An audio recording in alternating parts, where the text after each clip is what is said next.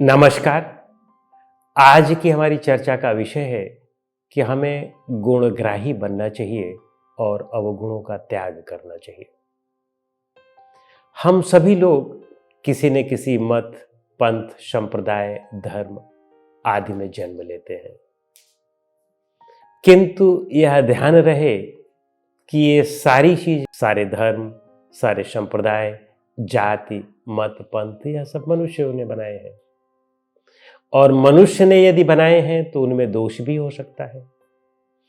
कितने भी बड़े से बड़े ऋषि हो, महंत हो, मुनि हो, संत हो, महापुरुष हो, ऐसा तो नहीं है कि किसी में कोई दोष न हो, दोष भी हो सकता है। लेकिन इसका भी ये मतलब नहीं है कि उनमें केवल दोष ही दोष हो, गुण ना हो।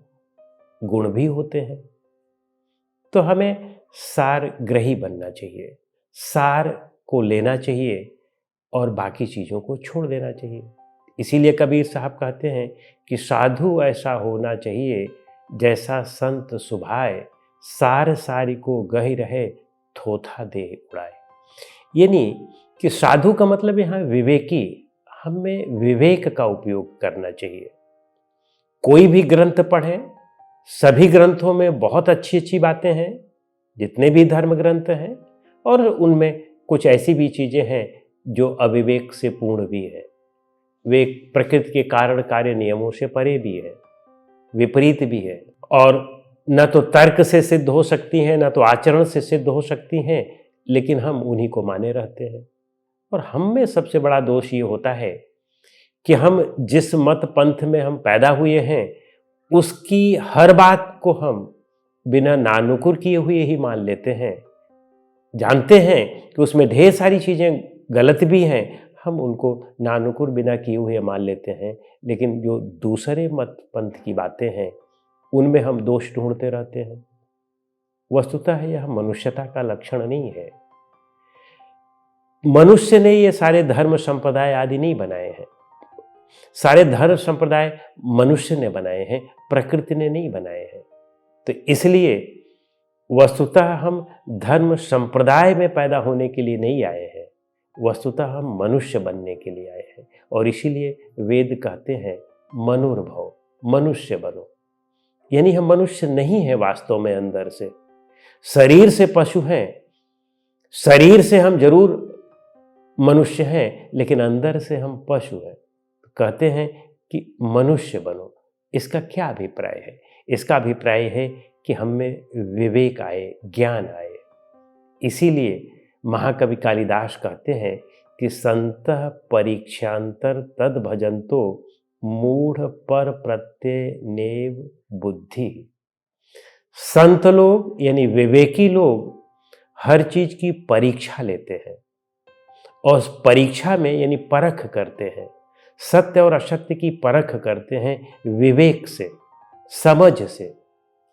और जो बातें सत्य है उसको ले लेते हैं। लेकिन मूर्ख लोग पढ़ करके, सुन करके, जो भी चीजें होती हैं पढ़ कर, सुन करके, बस उसी को सत्य मान करके पीछे चलते रहते हैं और मूर्ख बनते हैं। तो कहने का अभिप्राय है कि हमें विवेकी बनना चाहिए, सार लेना चाहिए। और यह हर एक धर्म में आप देख लें, कहीं पर भी देखें, वेद आदि में देखें, वेद में ऐसी ढेर सारी बातें हैं जो बिल्कुल विवेक के विरुद्ध हैं, तर्क के विरुद्ध हैं, आचरण के विरुद्ध हैं। लेकिन इसका यह मतलब नहीं है कि हम वेद की निंदा करने लगे, वेद को बुरा भला कहने लगे। उसमें बहुत सी ऐसी अच्छी बातें भी हैं, उनको हम ले लें। बाकी जो चीजें विवेक सम्मत नहीं है उनको छोड़ दें। जो आज की परिस्थिति में जिनका अभ्यास ठीक नहीं है, उचित नहीं है, उनको छोड़ दिया जाए। जो चीजें शाश्वत सत्य हैं उनको ले लिया जाए। और इसीलिए आप देखें, हमारे यहाँ ऋषियों की महानता देखें कि महर्षि कपिल, महर्षि पतंजलि, ये सब वेद को प्रमाण मानते हैं, लेकिन साथ में वेद की निंदा भी करते हैं। तो कहने का मतलब जो सत्य चीजें हैं उसको वो प्रमाण कह रहे हैं, और जो उसमें गलत चीजें हैं उसकी निंदा कर रहे हैं। गीता में भी भगवान कृष्ण कहते हैं कि त्रैगुण्य विषया वेदा निस्त्रैगुण्यो भवार्जुन। हे अर्जुन, ये वेद सांसारिक विद्या है, ये 3 गुणों में ही रखती है तुम्हें, इससे परे हो जाओ। और यही नहीं, मुंडक उपनिषद के ऋषि महर्षि अंगिरा कहते हैं, वेद को सांसारिक विद्या कहते हैं, अपरा विद्या कहते हैं। चारों वेदों को अपरा विद्या के अंतर्गत लेते हैं और आत्म विद्या के अंदर परा विद्या को लेते हैं। यानी परा विद्या जो है उसमें आत्म विद्या को लेते हैं। तो कहने का अभिप्राय है कि वेद जो है जिसकी वे निंदा कर रहे हैं, और सांख्यकारिका में कहा गया है कि दृष्ट वदानुश्रविक स ह्यविशुद्धिक्षय अतिशय युक्त तद विपरीत श्रेयान व्यक्ता व्यक्तज्ञ विज्ञान। सांख्यकारिका में ये कह रहे हैं कि वेद आदि जितने भी ग्रंथ हैं, दृष्ट और आनुश्रविक यानी जो श्रुतियां हैं, ये 3 दोषों से परिपूर्ण है। यानी अशुद्धियां हैं इनमें, और इनके परिणाम क्षय युक्त हैं, और अतिशयता है इनमें।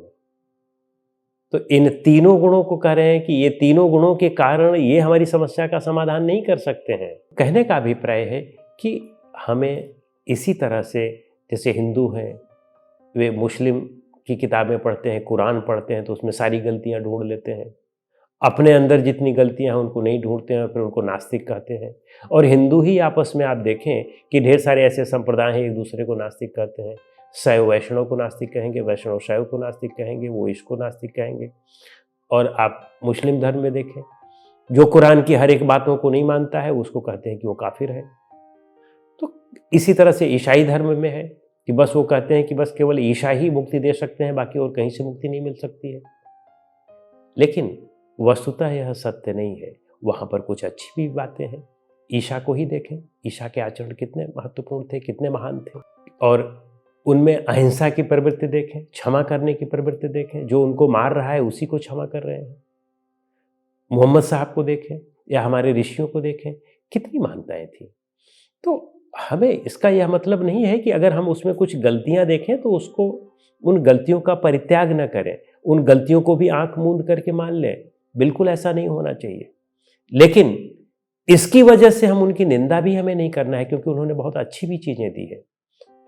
तो हमें अपने माता पिता को देखें तो क्या हमें माता पिता में दोष नहीं है? होते हैं। लेकिन इसका ये मतलब नहीं है कि उन दोष को लेकर के हम उनसे घृणा करने लगें, उनको बुरा भला कहने लगें, उनको गाली देने लगें। लोग गाली देना शुरू कर देते हैं, ऋषियों को गाली देना शुरू करते थे, महर्षियों को गाली देना शुरू करते हैं। तो यह बिल्कुल जो है मूर्खता की बात है, मूढ़ता की बात है। अब जैसे मनुस्मृति को लेकर के कुछ लोग इतना भद्दी भद्दी गालियां निकालते रहते हैं। मनुस्मृति में बहुत अच्छी भी बातें हैं, हाँ कुछ खराब बातें हैं तो ठीक है, उनको त्याग दिया जाए, लेकिन जो अच्छी है उनको तो ले लिया जाए। हम केवल यह सोच करके कि उसमें खराब चीज़ें हैं, उसमें कुछ चीज़ें खराब हैं, सोच करके पूरे ग्रंथ का ही परित्याग कर दें, तो इसमें न तो ग्रंथ वालों का दोष है, न तो ग्रंथ के लेखक का दोष है, दोष अपना है। और इसमें खोने वाले हम हैं, मिलेगा हमें कुछ नहीं। तो इसलिए गुणों के ग्राही बने, गुणों का ग्रहण करें, जो अवगुण हो उनको छोड़ दें। यदि कुछ, जैसे धान का खेत है, धान आपने लगाया है, हमारे पिताजी ने उसकी निराई की और पिताजी निराई कर दिए, फिर महीने बाद हमने निराई की तो उसमें हमने देखा कि कुछ उसमें खरपतवार छूट गए थे, तो बस हम पिता को गाली देना शुरू कर दें? नहीं, खरपतवार को निकाल दीजिए। हो सकता है भूल बस, या वो न समझ पाए हो, उन्होंने धान को ही खरपतवार समझ लिया हो, कुछ पेड़ों को, और उन्होंने उसको छोड़ दिया हो कि ये धान ही है, गलती से या जानबूझ करके भी छोड़ दिया हो। तो हमारा तो कर्तव्य है ना कि हम उसको निकाल दें, क्योंकि हमें भी तो आगे वाली पीढ़ी को, जो आने वाली पीढ़ी है, उसके प्रति अपना कर्तव्य निर्वाह करना है। तो इसलिए हमें इस बात का ध्यान रखना चाहिए कि हमें गुण का ग्राही बनना है, किसी की निंदा, सम्मान या अपमान नहीं करना है। और सम्मान तो हम निश्चित रूप से करें, लेकिन निंदा और अपमान किसी का नहीं करना चाहिए, क्योंकि उन लोगों ने भी बहुत त्याग तपस्या की, और यदि उन लोगों ने ज्ञान को इस स्तर तक नहीं पहुंचाया होता तो हम अभी प्रारंभिक स्थिति से सोचना शुरू करते। हम उसके ऊपर की स्थिति को सोचना इसलिए शुरू कर पा रहे हैं क्योंकि उन्होंने वह सोच हमें दी थी। नमस्कार।